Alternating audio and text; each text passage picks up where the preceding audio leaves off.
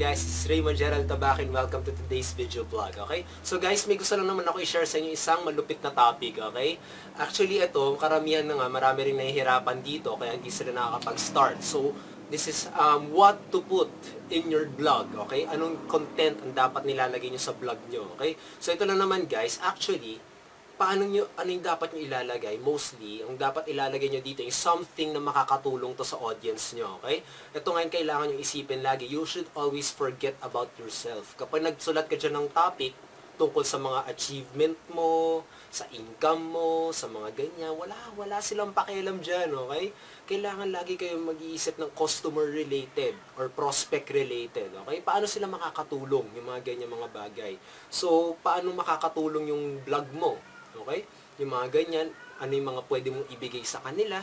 Okay? Mga free training, yung mga ganyan. Why? Why will they watch your blog? Bakit sila pupunta sa blog mo?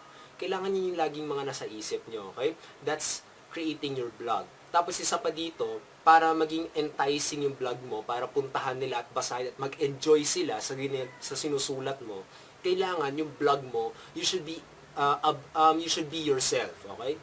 You should be yourself. Kasi actually, nung mga tinitignan ko ibang mga vlogs, okay, nakakatuwa tignan eh. Kasi actually, ibang mga vlogs, sobrang very formal. Alam niyo yun, parang good day. Okay? I am here to present with you the ganyan. May mga ilang vlog ako nababasang ganyan eh. Yan yung dapat i-avoid nyo. Huwag nyong gagawin yun, okay? Kailangan maging be very human kayo, okay? Be yourself. Parang kinakausap mo lang sila, okay? Katulad, hey, mga ganyan lang, hey bro, mga ganyan, sabihin natin, kamusta na, okay, kamusta business, yung mga ganyan, tapos, sabihin natin, actually may ginawa akong free training, baka makatulong to sa'yo, okay, baka matututunan mo rin dito, kung paano ka mag-handle ng objections, okay, kung paano mo ganyan, alam mo maging ano lang, maging friendly ka lang, maging be yourself, okay, huwag kayong gagawa ng something na, para kayong, alam mo yun, parang may box yung mukha nyo na, parang ang boring, alam niyo yun. People don't want to join businessmen na napaka-corporate, okay? They want people to join yung mga masayang makasama, okay? Mga down to earth, 'di ba? Alam niyo ngayon sa Hollywood, 'di ba? Nakakatuwa tong storyang ito sa Hollywood kasi isipin niyo sa dami-dami ng actress, sa dami-dami ng actors, mas tinitignan nila, alam mo yung very sikat to dati. Very famous siya, okay? Si Jennifer Lawrence, kilala niyo ba yon? Okay? Siya yung bida sa Hunger Games, di ba? Maraming natutuwa sa kanya kasi very down to earth siya.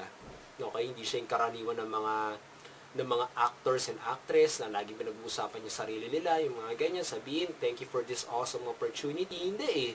Di ba nagkaroon ng time na nadapa siya? Tapos nag-joke pa siya sa nadapa siya. Tapos lagi siya nag-joke. Alam niyo yun, parang alam niyo yun, parang everyone wants to be the best friend of Jennifer Lawrence nga, sabi nila. Okay? So yun na nga eh. So guys, yun na nga yun eh. Actually, people want to join people who are fun to do business with. Okay? So I hope na doon pa lang sa vlog nyo, makikita na agad doon tao ng personality mo. Okay? Kailangan kitang-kita na agad yung personality mo para makilala ka na agad.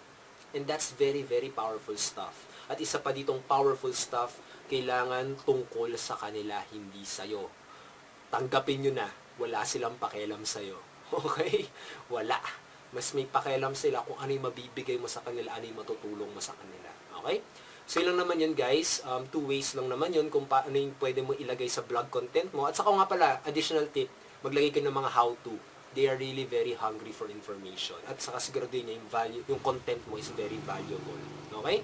So yun naman guys, some tips kung ano yung pwede nyo ilagay sa blog nyo kasi marami nga nahihirapan dito, di nila alam kung paano sila uusad dahil wala sila ng topic. Okay? So yun lang, kailangan nyo mag-learn more. Okay? Mag-learn kayo ng strategies. Pagka-learn nyo, ituro nyo na agad, i-share nyo na agad kung ano yung natutunan nyo.